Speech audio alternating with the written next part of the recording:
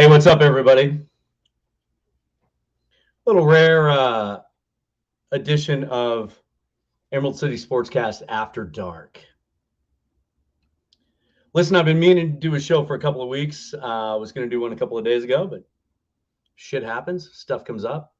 Sometimes I get better offers than doing a podcast. Sorry. Don't be offended. Love you guys. But hey, it's time to start talking about some stuff again. There's a lot coming up, okay?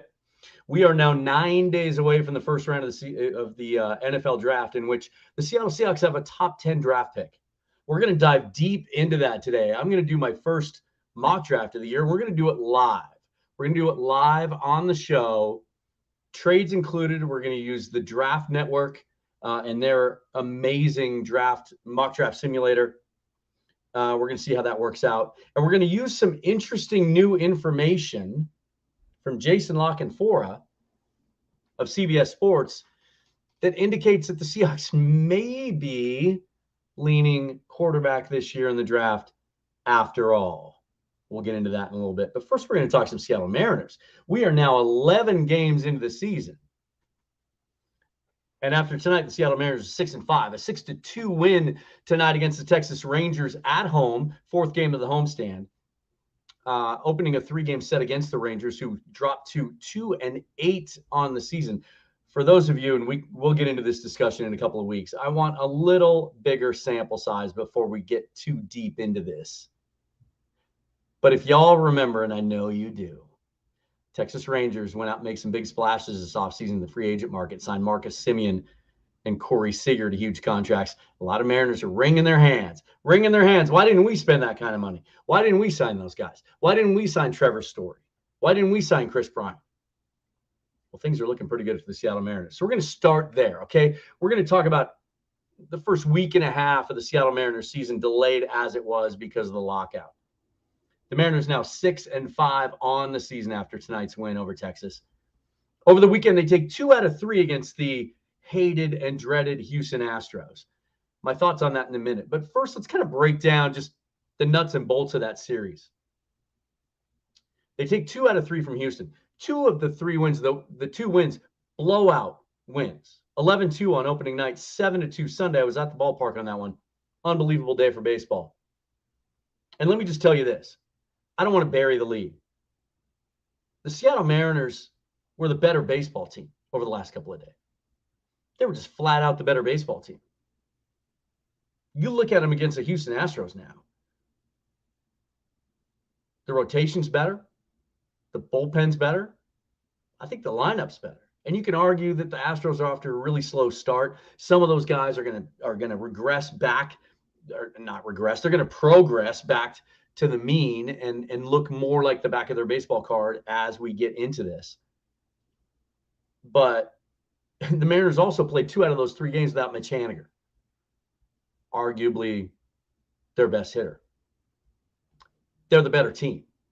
And this was kind of the timeline ever since 2018. This was part of the reason that Jerry Dipoto convinced ownership to do a rebuild and take all of the pain that went along with that.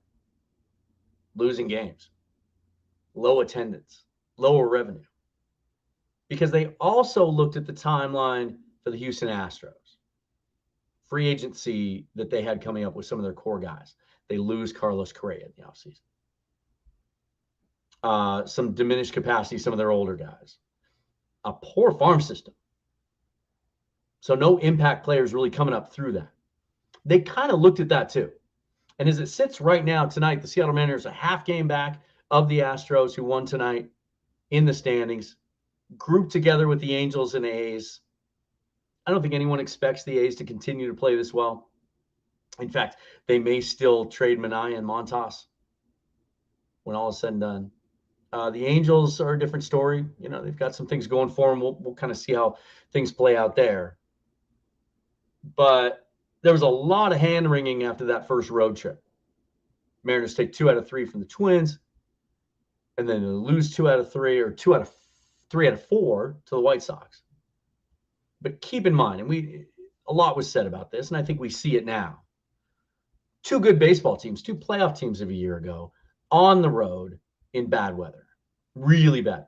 That game, that Robbie Ray started last week shouldn't have been played. And you look at the rotation, and everyone now has gone 2 times. Ray tonight goes for his 3rd time. And Ray had the one, I guess you could call it a bad outing in Chicago. But again, extenuating circumstances, pouring rain. That game shouldn't have been played against a good lineup on the road. But he was good in his first start. He was really good tonight. And then the only other bad start of the year was Marco Gonzalez. His first turn against the Twins was terrible, but was terrific the other day. Really bounced back and looked like the Marco Gonzalez that we know. Logan Gilbert, 2 times out. It's been borderline dominant. Matt Brash has been really great as a rookie. Watched him pitch on Sunday. Had kind of a Nuke Lelouch type outing. Walked, I think, 5 guys. Got a bunch of double plays, but didn't give up any hard hits. And really hung in there in battle. Does not look like a rookie in his makeup at all. So I kind of wanted to go over a couple of those things. Best things I saw, worst things I saw over the weekend and the first week and a half. Best things I've seen, let's start with the positive, right? The pitching, up and down. We just talked about the rotation. That bullpen, too. There was some concern that maybe this year some guys would regress, that maybe Paul Sewald was sort of lightning in a bottle last year. Same with Drew Steckenrider. That some of the issues with Diego Castillo last year with his ability to, or inability to get value from the fastball and have to rely too much on that slider might have carried over into the season. Certainly doesn't appear that way at all. Sewald looks good as ever. Steckenrider looks as good as ever. And maybe the revelation in that bullpen is Andres Munoz. Through the fastest pitch in Mariner history on that road trip, 102.8 miles an hour. We watched him pitch on Sunday, and he was hitting 101 with regularity. And he's got that slider, and the command looks better. 2 years removed now from Tommy John surgery. He looks like a dominant pitcher. There's so much depth there. They've barely used Eric Swanson and Justice Sheffield. And they still don't have Ken Giles. Imagine, as good as Ken Giles looked in spring training, again, coming off Tommy John surgery himself, that could be just a terrific bullpen. It's already great, and it could be even better. When you look at the lineup, there were certainly some concerns. Let's talk about worst things I've seen.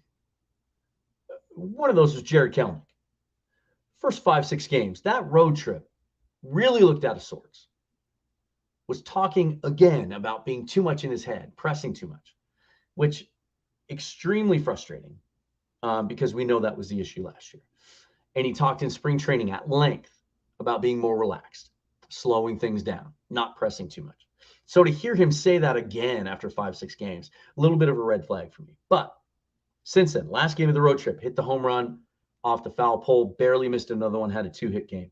Sunday, had a 2-hit game, and looked like he was going up the middle the other way again. Had a really nice base hit where he went the other way, had another one where he broke his bat, but he was clearly trying to go the other way.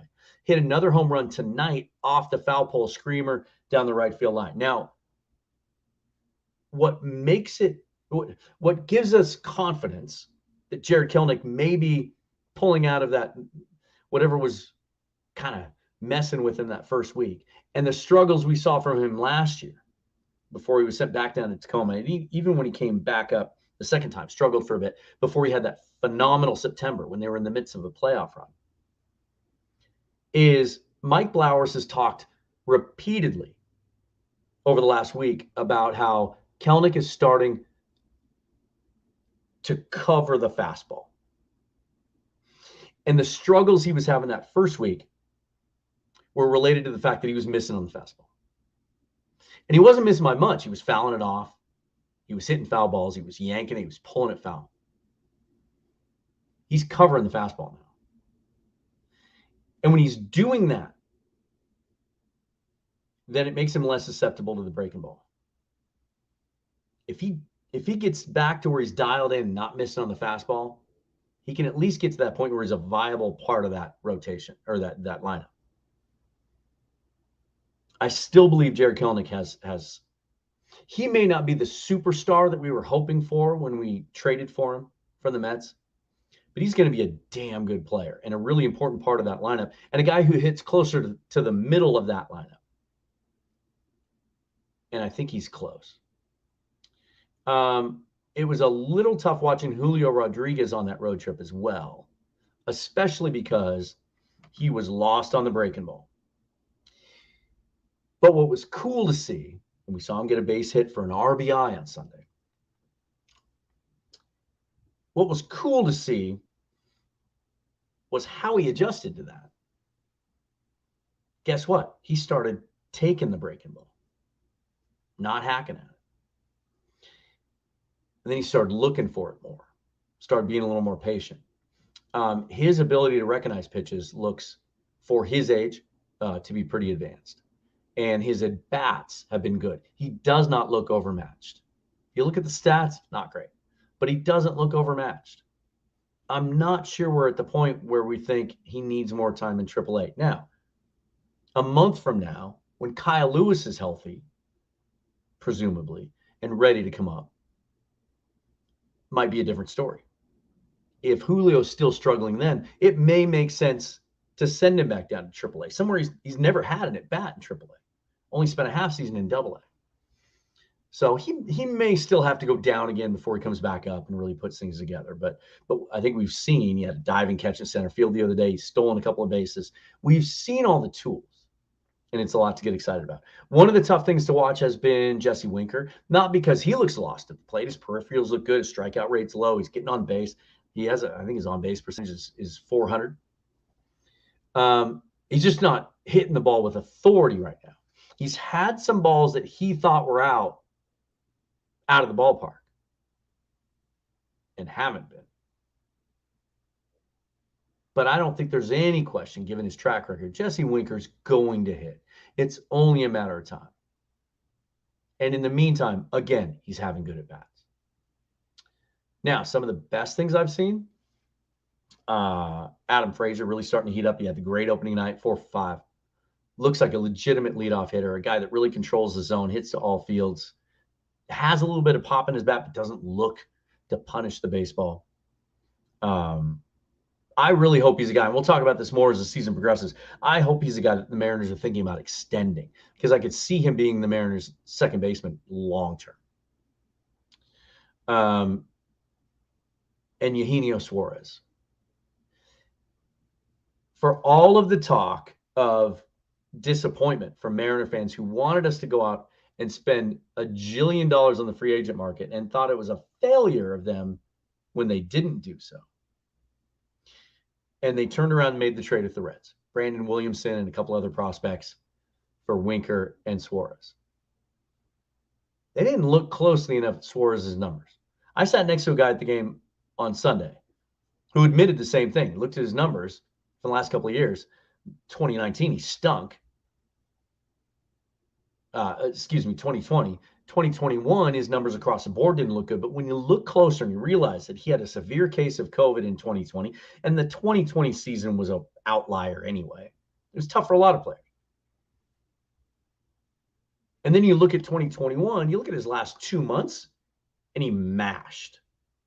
Yeah, he struggled for 3-4 months. The Reds are also playing him way out of position at shortstop. That dude has no business playing shortstop unless the other 3 guys in your roster that can play a little shortstop break their legs in the same game. And he's no Gold Glove candidate at third either, but he's passable there. He's capable there and probably more comfortable there. But the last 2 months of last season, he mashed. And when you look at the last 4 seasons in Major League Baseball, guess who has more home runs than anybody? Eugenio Suarez. He's not an all or nothing guy either. He's not just a swing and miss guy. Ball he hit out tonight for his 3rd home run as a Mariner was on an 0-2 pitch. John Gray was trying to waste a pitch away. Breaking ball, slider off the plate. Suarez took a nice, easy swing at it, hit it 415 feet to center field for a 3-run home run. The dude could legitimately be an upgrade over Kyle Seager, who everybody wanted us to retain, and cost less money. Good player. A lot to like. One other thing I wanted to touch on too. I'm in love with the fact that Luis Torrens has really established his value on this roster as a catcher again. Caught the game on Sunday.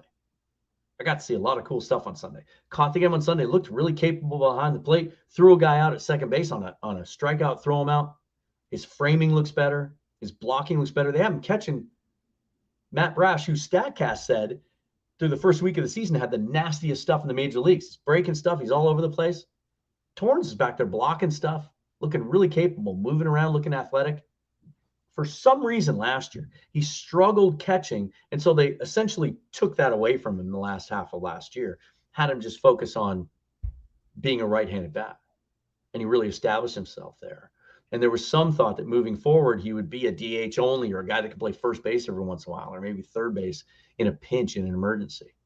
Has reestablished himself as a catcher to the point that he's a viable part of that three-headed monster that they have. Well, it's not a monster, but with Tom Murphy and Cal Raleigh, and there's questions about all three of those guys, but it gives you so much value there behind the plate. And so far, Scott Service, the way he's divvied up those at-bats has done a really nice job. And they've all contributed in some way. Raleigh has a home run. Murphy's off to a decent start with the bat. It'll be interesting to see how that position plays itself out as we move forward. My favorite thing, though, I've talked about Adam Frazier, but Adam Frazier and Ty France at the top of that order, that combo has been great. Haniger's been out with COVID for the last couple of days, eligible to come back Thursday. Haven't heard how he's feeling, if he'll be ready to come back Thursday.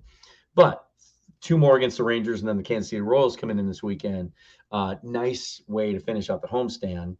Coming into this 3-game set against the Rangers and the Royals, those 2 teams were a combined 5-12. A little bit of a soft landing. Don't need to rush Haniger back if he's not feeling up to it on Thursday, but he'll be eligible to come back after sitting out for 5 days.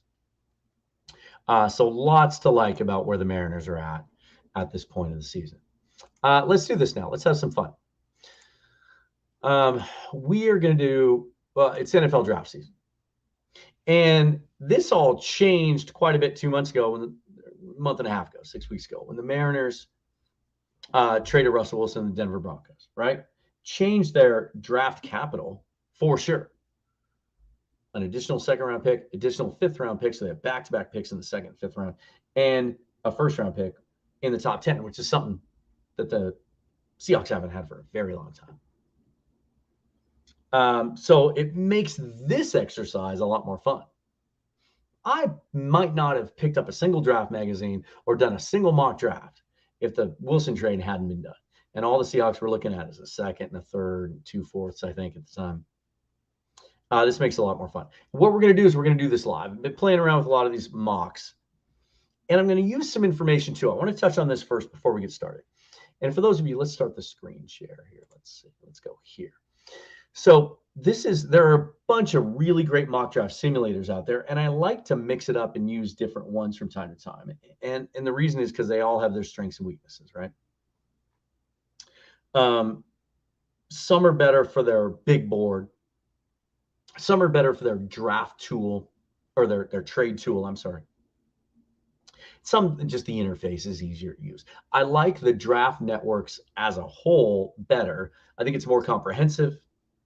I think their reports are better. I think their rankings seem to match up a little bit closer to what the Daniel Jeremiahs and the Bucky Brooks and some of the Mel Kipers and Todd McShays and the Dane Bruglers and the really well-respected longtime draft experts out there putting together their big boards. They seem to be more in line with those guys.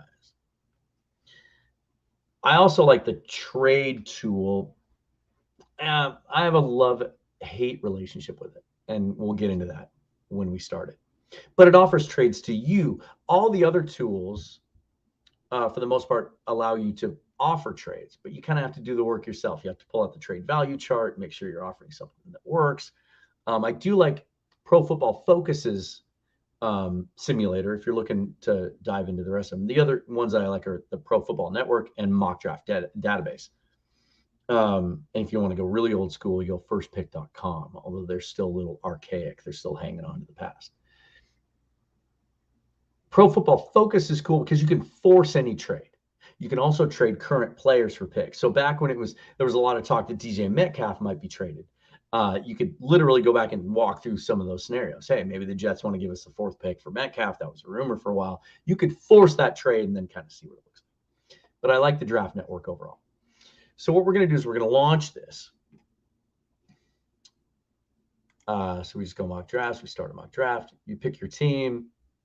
It's really intuitive and user-friendly. You can pick what speed you want. I always pick fast. And then we're going to go a full 7 rounds. We're going to start the draft. Now, once I start the draft, at any given point, teams could call an offer to trade up to our pick at 9. And I mentioned that I have a love-hate relationship with this interface. It's one of the things I don't love because it's incessant. At times, you will get call after call after call after call, 10, 15 picks before your pick from teams looking to trade up. I'm not, I'm sorry, looking to trade back, wanting you to trade up. I'll entertain some trade back offers. I don't want to mess with trading up right now. But I want to touch on this. It has been thought for weeks, I think, the general consensus among those who follow the Seahawks, cover the Seahawks, that this going after a quarterback with number 9 or in the first round this year doesn't seem to be the plan. I talked about it on my last show that I don't think it is a plan, and I don't want it to be the plan. I would prefer that we use the extra draft capital this year, and I'm in favor of trading down from 9 unless a certain player or 2 falls there, adding more draft capital. Because keep in mind, this has been thought of as one of the deepest and most talented drafts in a very long time because so many players opted to take that extra year of eligibility and stay in school last year that would have come out because of COVID and a shortened scouting season and less tape and smaller sample size and all of that. Lower salary cap, some of those things that played a factor too. And so the value in the 3rd and 4th and even 5th and 6th round in this draft is insane. So a lot of teams were reluctant to trade draft picks in this year's draft. And it may have even played into the Seahawks' reluctance last year to trade Russell Wilson because they didn't see future picks or they didn't see picks in last year's draft as holding as much value as they did in the future. So we're going to walk through some of that. But my preference is that they focus on quarterback next year, right? C.J. Stroud, the kid from Alabama, Levis, the kid from Kentucky, Yurkovich from Boston College. There's 5, 6 guys right now that are being considered legitimate first-round quarterbacks next year, whereas there's lots of questions about this year's class. There's some intriguing talents, guys you can talk yourself into, but a lot more question marks. None of them are considered slam dunks, sure things.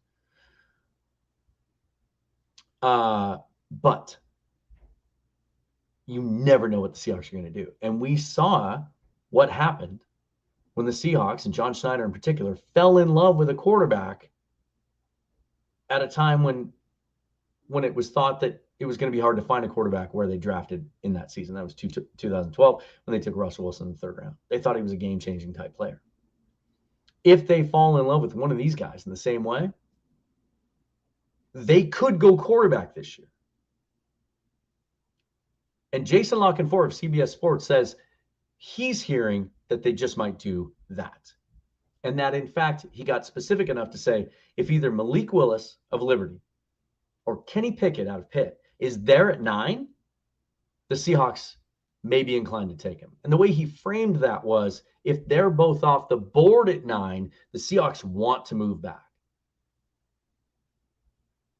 So, do they like the Russell Wilson-esque ceiling and playmaking ability of Willis and think that behind, not having to play right away and going with Drew Lock this year, that he might make some sense high in the draft?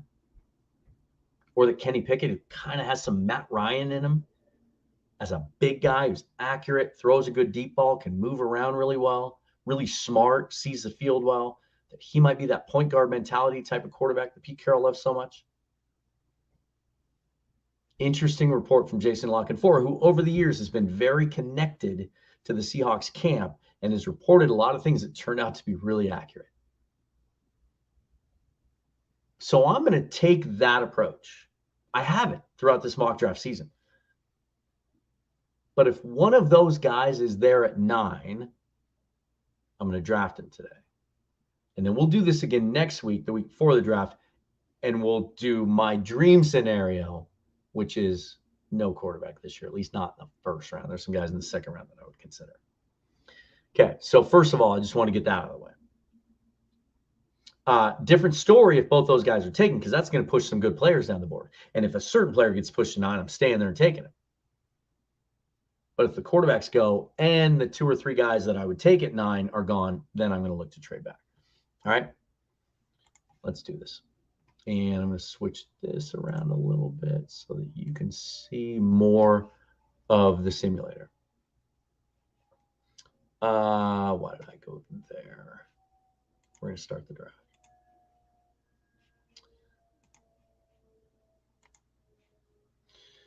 Okay, so Malik Willis was taken number 2 by Detroit. Kenny Pickett's still there. So as I said, and on their big board, and you can filter it by player, they've got Pickett ranked number 14. But I said I was going to go with the Jason Lock and Forrest scenario because I really want to see how this will play out. You can talk yourself into Kenny Pickett, especially when you go back and watch Jared Goff running the Rams offense, Matt Stafford running the Rams offense. Kenny Pickett, 6'4", let's look at it. 6'3", 217. The Draft Network compares him to Andy Dalton as a prospect comparison, which is interesting because we know the Seahawks really liked Dalton the year he came out.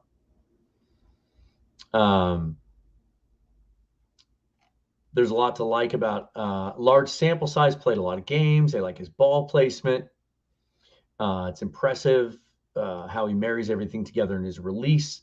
He has good mobility and movement within the pocket, comfortable navigating while keeping his eyes down the field. He looks like a guy that's built well to run that Rams offense and be more of a point guard that Pete Carroll talks about loving in his quarterbacks. But also a guy that throws a really good deep ball, and we know how much Pete likes taking the shot. So we're going to take Kenny Pickett. And here's another thing I'm going to say about taking a quarterback early. If you don't agree with it, and here we go again, now we're going to get all of these offers for teams that want us to trade up. The Steelers are offering us a bunch. They want us to move up to 20. I'm just going to say no to all these. And this is where you can see, I wish you could turn this option off or customize this a little bit because it does get, see what I mean? We're 12 picks away from our pick at 40 in the second round. And all these teams are calling us to trade back to our pick. Yeah, if anyone from the Draft Network is listening to this, knock it off. It's really annoying.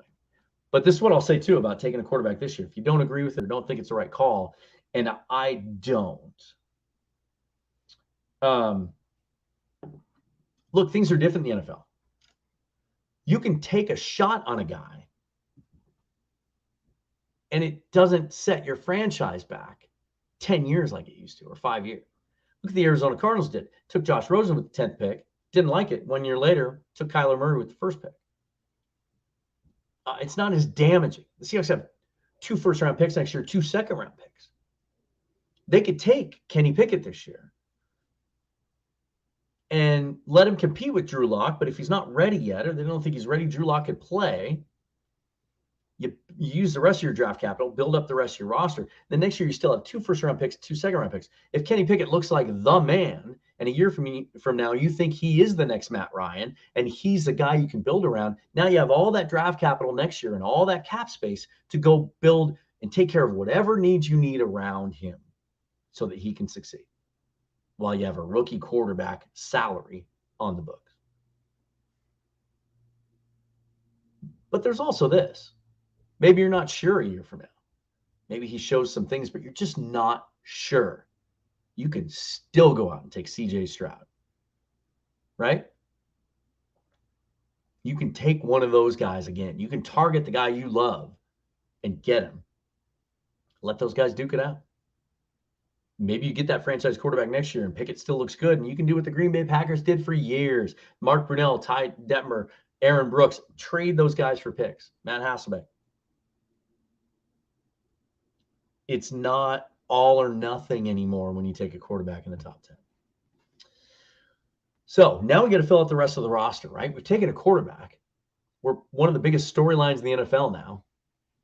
We went Kenny Pickett. Now we're sitting here in the second round, and we have all these other needs. We need offensive linemen. We need both tackles, maybe a long-term center. We need a corner that can play significantly as a rookie and maybe be a building block moving forward. We need an edge rusher or two, either a true edge guy now that we're transitioning a little more to the 3-4, or an outside linebacker type that can get to the quarterback. So I'm looking for a couple of things here. And Pete talked specifically about transitioning to the 3-4 and outside linebacker in that spot, and you're going to see how we address that. He was talking about the draft. So we look at what's available on the draft network and their overall board. And I'm really intrigued by Quay Walker, outside linebacker from Georgia. 6'4", 240. That sounds like an inside guy, right? This guy can run. He's athletic. Here's what Draft Network says. Uber athletic and rangy linebacker. His impact is felt in the run game, in coverage, and pressuring the quarterback.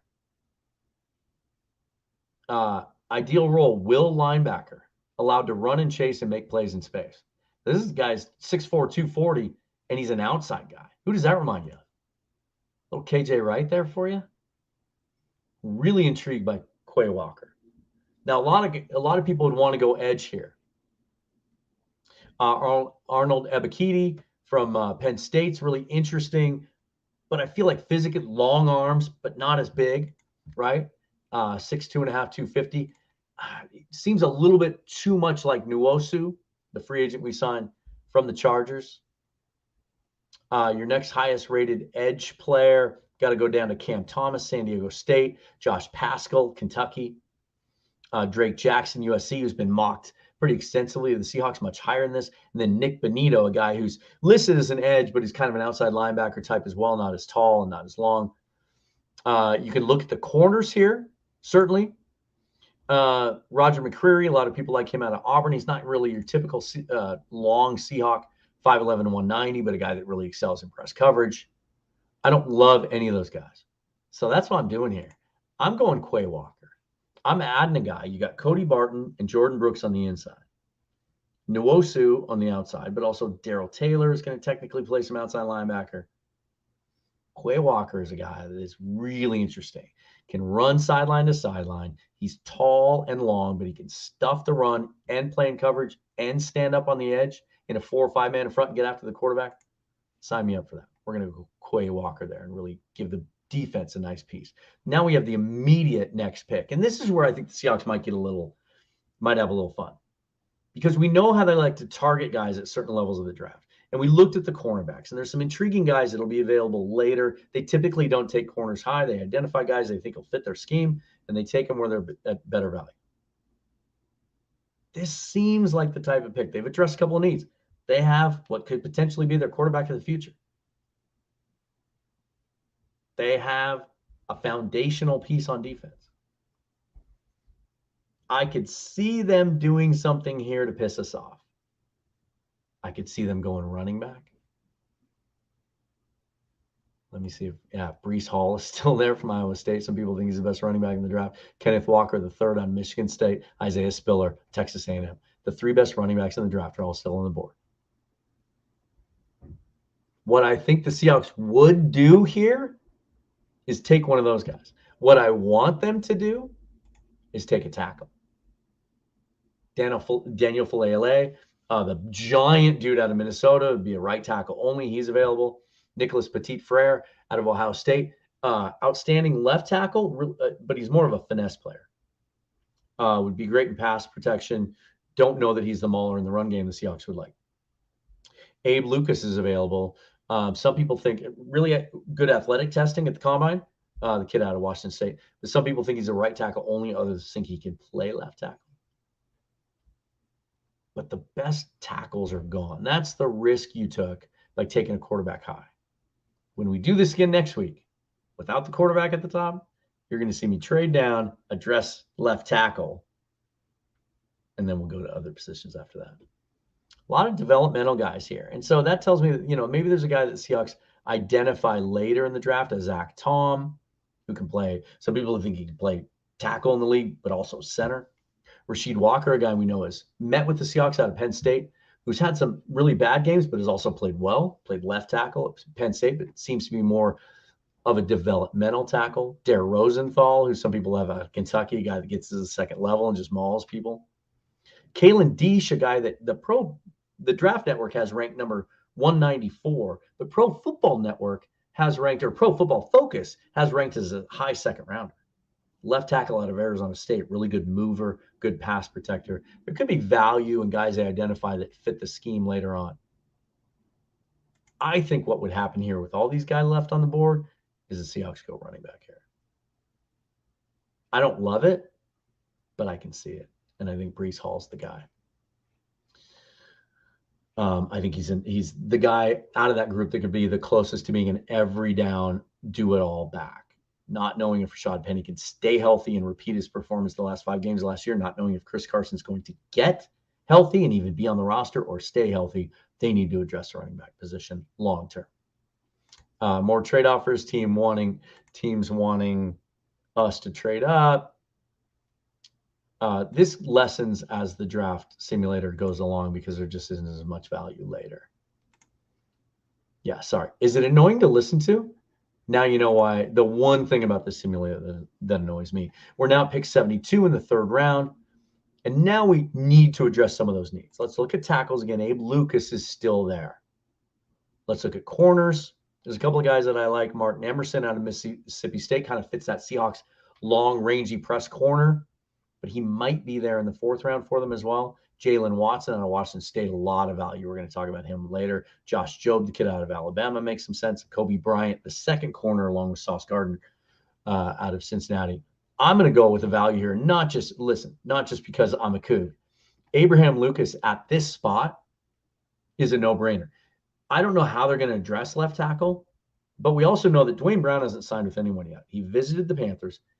There's been no activity there. We know the Seahawks wanted to bring him back, and Dwayne Brown even said on the record he would like to come back. But that was before Russell Wilson was traded. We haven't heard from him since.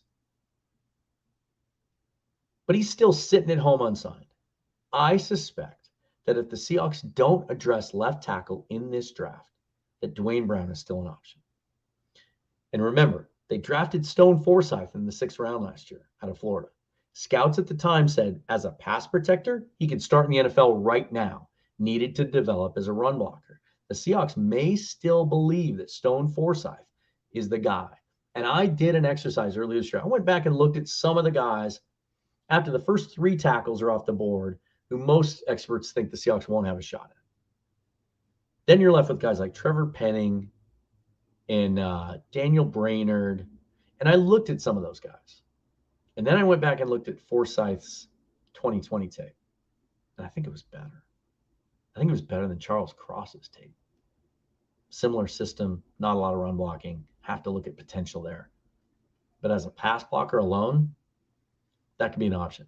But Abraham Lucas is a plug-and-play guy who you may not want him to start as a rookie because he came out of a pass-heavy offense. But his athletic testing and his experience, how many snaps he had in college, to me, he's a no-brainer here. If he's a right tackle, only fine. Some scouts believe with his athletic profile, he could play the left side. I'm taking Abraham Lucas here, and I'm addressing tackle. Now, as we get to the 4th round, we're going to have 3 picks coming up in the 4th and 5th rounds. I have to address corner if I'm the Seahawks, and I want to add another guy that can rush the passer. I'd like to also address center, but we're going to see what the board looks like. All right, we're at pick 109 in the 4th round. Now, there's still some tackles if we want to stay there. Rasheed Walker, who again visited with the Seahawks, still there. Kellen Deesh is still there. Zach Tom is still there. Let's look at the interior offensive line, some center possibilities. Alec Lindstrom is still on the board. Now, this is a guy who something is a little undersized at 6'3" and 296. But if you read his scouting report, 3-year starter on the Boston College offensive line, that was one of the best offensive lines in all of college football. 2-time first-time All-CC, and is known as a technician. A guy with great technique, moves well, would fit his own blocking system. Who does that sound like? Sounds exactly like Austin Blythe, who the Seahawks just signed as a free agent about a month ago, because he's such a fit in that scheme, played for Shane Waldron when he was with the Rams and had some success there. They may see a guy like Lindstrom as a guy that could fit in this offense. Another center I really like, though, who's very much the opposite of Alec Lindstrom, Donovan West out of Arizona State, 6'4", 300. This guy's known much more as a mauler, but not a guy who can play only in a phone booth, a guy who can get to the second level and likes to destroy guys. So I think there's some options there. There's some depth there. So I want to look at corner and I want to look at edge. Now, when we get to edge, there's one name in particular that stands out. It's Michael Clemens. 6'5", 270, Texas A&M. He was a JUCO transfer. Edge rusher, can effectively set the edge while also applying QB pressure. We know that he has been one of the Seahawks' top 30 visits. And when you look at him on tape, long arms, rangy, runs really well, looks like that Chris Clemens type of end that the Seahawks love. Like, that'd be great value there at 117 and a guy that we know that they're interested in. And then when I look at corners, there's still some value there that I still think is going to be there in the 5th round and will fit what the Seahawks are looking for. So we're going to go, I think the interior, I'm hedging. I'm banking on the fact that in the 5th round, when we have those back-to-back picks, I may be able to go center and corner there. So we're going to take Michael Clemens because I believe the reports that the Seahawks like him, and he seems to really be a fit. He looks like a Seahawks-type player when you watch him on tape. See what I mean? As you get deeper into the draft, you don't get as many of those offers to trade up. Pick 152 and 153 back-to-back coming up.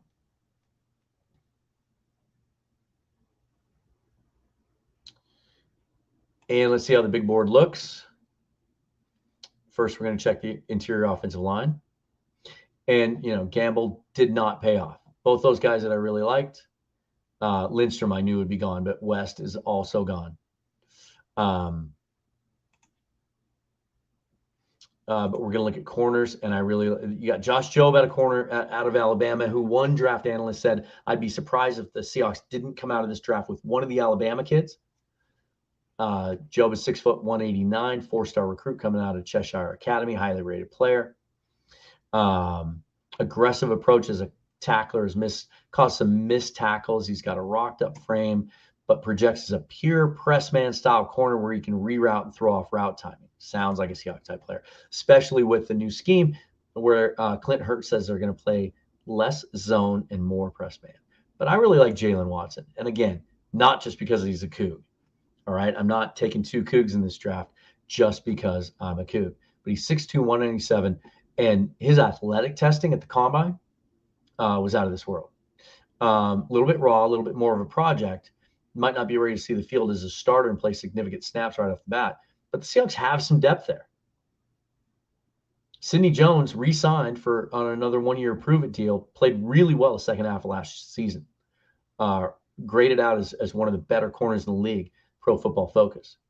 Dre Brown should be coming back off that patella tendon injury at some point. Looked great when given the opportunity last year. And then they signed Artie Burns, a former first-round pick who played for Sean Desai in Chicago last year and played well. There is some depth there at corner.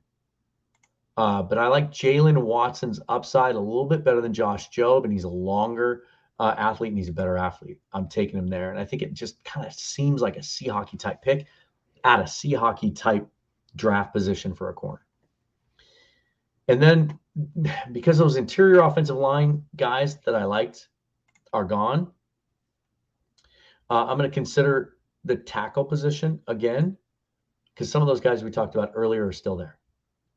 And there's three: Max Mitchell, Dare Rosenthal, Kellnick. Max Mitchell is a guy whose stock has seemingly slipped a little bit. Good lateral mover, good athlete. There's questions about him in the run game. Kellnick, same kind of thing. Remember, Pro Football Focus has Deesh rated as a high second-round pick. 6'7", 299, could stand to add some bulk. Good balance and body control in the run game. He isn't heavy at the point of attack. He also doesn't earn leverage easily due to his taller frame. But he's athletic enough to get to the second level and get out to the perimeter in the screen game. In the passing game, he's fluid in his pass set. He only gave up a couple of pressures all last season. That's why Pro Football Focus likes him so much. His pressure percentage allowed is very high. He's a possibility.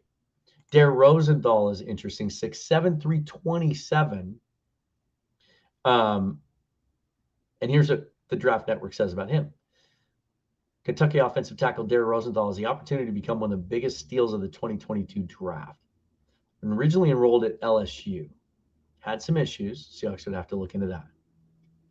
He used to play defensive tackle. He's a convert. And you see that in the way he plays. This dude will chase guys down 30 yards downfield and try and maul them. But they believe, they call him a developmental starting left tackle. They believe if you can get the most out of him, that he could be a starter in this league. This is a player who could play in and execute any running concepts you have at your disposal. He's got the range for wide zone, and the Seahawks are going to emphasize more now. The power for gap and short yardage. The open field skills to be involved in sweeps in the screen game, and the raw athleticism to take deep pass sets. Getting him to trust his fundamentals will be key, but he's a player with unlimited potential. I'm taking Dare Rosenthal here in the 5th round. And I'm going to let him and Stone Forsythe battle it out for the next year to see who our next starting left tackle is going to be long term. And I'm going to bring Dwayne Brown back to be the bookend this year. If we don't get a potential developmental starting center out of this draft, not that worried about it. Remember, we signed Austin Blythe, still just 30 years old. And don't forget about Dakota Shepley, who they signed away from the 49ers last year in camp. He looked so good at center as a pass protector and a run blocker. He could be a guy that's still a developmental guy. And then you have all those picks the next year where you could target center in the draft if you want to, especially if Pickett turns out to be your quarterback. So now we're going to the 7th round. This is the last pick they have in the draft. And I've been doing this the same way every time. You could add a safety. Seahawks like to take safeties in the 7th round because they're good special teams guys. You could take another linebacker, same idea. I'm going to do this all day long. I've been doing it in every draft. I'm taking another running back. I'm taking Max Borghi. We're going to take 3 Cougs. But this one I'm taking in particular because the Seahawks have met with him multiple times. And Max Borghi, to me, he's not an every down back in the NFL by any means. As much as I love the kid. But he is Christian McCaffrey light in the passing game. Outstanding hands, runs outstanding routes, quick feet, good in pass protection. I think great value in the 7th round. And we know the Seahawks, he has said the Seahawks have met with him many times. And he could be a core special teamer as well. So here's what we end up with. We end up with 8 picks. We do not trade back at all. So just the 8 picks. I like the balance here. And this is with taking a quarterback. You can talk me into Kenny Pickett in this offense. Gets rid of the ball quick. Listen, we're going to have a discussion later on when we find out how they do build this roster. We're going to have a discussion later on about how you might be able to win with Pete Carroll with a lesser quarterback than Russell Wilson, but a guy who operates the offense the way it's intended to be operated. I think you know where I'm going with that. Kenny Pickett is an interesting player. He may never be an all-pro, may never even be a Pro Bowler, but he could be Ryan Tannehill. And if he really develops, he could be Matt Ryan. Don't talk to me about small hands. Look at the guy's track record. And imagine if this did work and you didn't have to go quarterback next year with 2 firsts and 2 seconds. Imagine, and $100+ million in cap space. And now you know you have your franchise quarterback and some other pieces here we're going to talk about in a second. It's a great position to be in. But also, if he's not, you can address it again next year. Then in the second round, you go Quay Walker, an uber athletic linebacker. You think about him and Barton and Brooks and Nwosu and Taylor. Wow. That's an impressive linebacker crew. Guys that can cover, guys that can get after the quarterback from all different angles and directions. And then you get Breece Hall, maybe the best running back in the draft. Big guy with breakaway speed, physical runner, can get outside and catch the ball. Team in with Rashad Penny, but this is your guy long term. Abe Lucas, long term starting right tackle, might be able to play left tackle. Michael Clemens, a really rangy, long, kind of that classic Seahawks Leo build edge. Jalen Watson, a guy who looks every bit the part of traditional Seahawk long boundary corner, who wouldn't have to be pressured to play right away as a rookie, but could be a long-term developmental starter. Dare Rosenthal, who the Draft Network says could be one of the biggest steals of the draft as a potential starting left tackle long-term in the 5th round. And then Max Borghi, a third down back, pass catching specialist, and special teams guy. So that's fun, right? Check out the Draft Network for their mock draft simulator and play around with it yourself. You don't have to pay. You can just hop in there and get to work. The Draft Network, and then hit mock drafts. Start your own. Next week, I'm going to do this again without taking a quarterback and with trade downs and all that stuff that I really would want them to do. This was more of what I think they might do, right? The running back in the 2nd round makes sense if they go quarterback based on Lock and Forrest's report. This seems more like a Seahawks type draft. Next week, we'll do what I think they should do. And we'll recap week 2.5 for the Mariners. All right. Thanks for tuning back in. I am Dan Viennes. This is the Emerald City Sportscast. Follow me on Twitter at Seahawks Forever. Send me your questions. Let me know what you want me to discuss on next week's show. Check out the YouTube channel and subscribe so you get notifications of future episodes. You can interact with me there as well. Until then.